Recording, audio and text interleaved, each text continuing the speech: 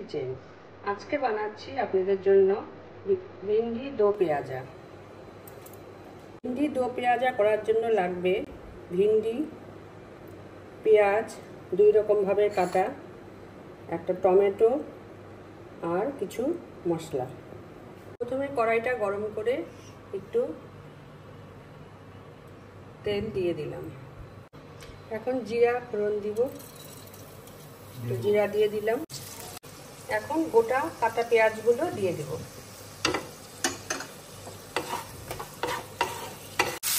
এখন গোটা পেঁয়াজগুলোকে লাইট ব্রাউন করে ভেজে তুলে নেব। একটু লাইট ব্রাউন হয়েছে, এগুলোকে এখন তুলে নেব। কড়াইতে অল্প তেল দিয়ে দিলাম। কেটে রাখা ঢেঁড়সগুলোকে গরম তেলে দিয়ে দেব।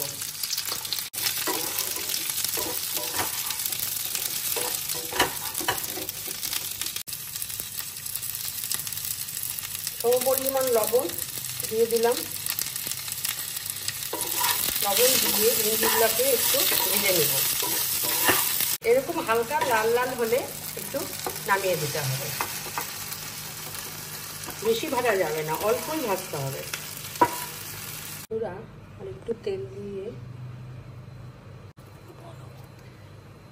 এখন তেলে শুকনো লঙ্কা আর জোয়ান ফোড়ন দেব।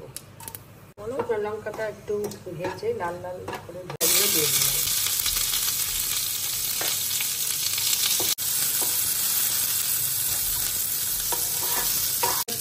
টমেটোগুলোকে দিয়ে দিব।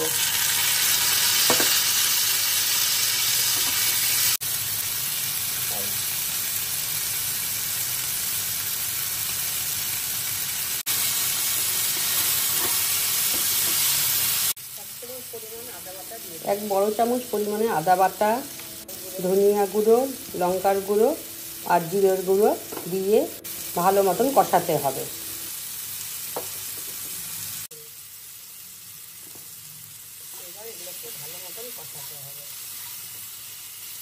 এবার ভালো মতন কষিয়ে হলুদ দিলাম,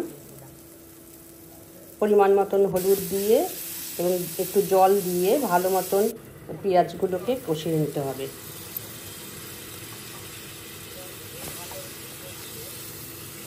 এই সময় গ্যাসের ফ্লেমটা কম করে দিতে হবে। কম করে দিয়ে ভালো মতন মশলাগুলো কষিয়ে নিয়ে এবার ভেন্ডিটা দিয়ে দিব।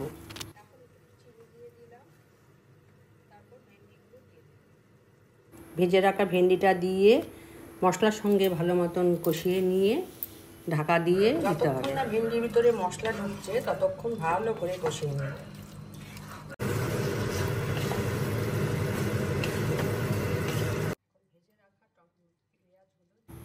ভেজে রাখা কিউব করে কাটা পেঁয়াজগুলো দিয়ে দিলাম। এবার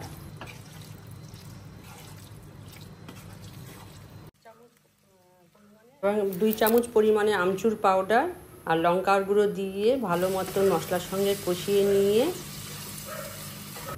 তারপর ঢেকে দেখতে হবে যে এখানে যখন তেল ছাড়বে তখনই এটা রেডি হবে। এটাকে কষিয়ে নেব। এখন একটু জল দিয়ে কষাবো। এখন 5-7 মিনিট ঢেকে ভেন্ডিটা কুক করব।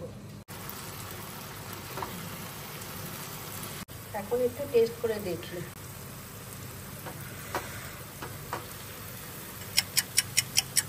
বন্ধুরা, এখন গ্যাসটা অফ করে দিলাম, কারণ ভেন্ডির থেকে তেল ছেড়ে দিয়েছে। আমাদের ভিন্ডি দো পেঁয়াজা রেডি। এখন এটা সার্ভ ইট।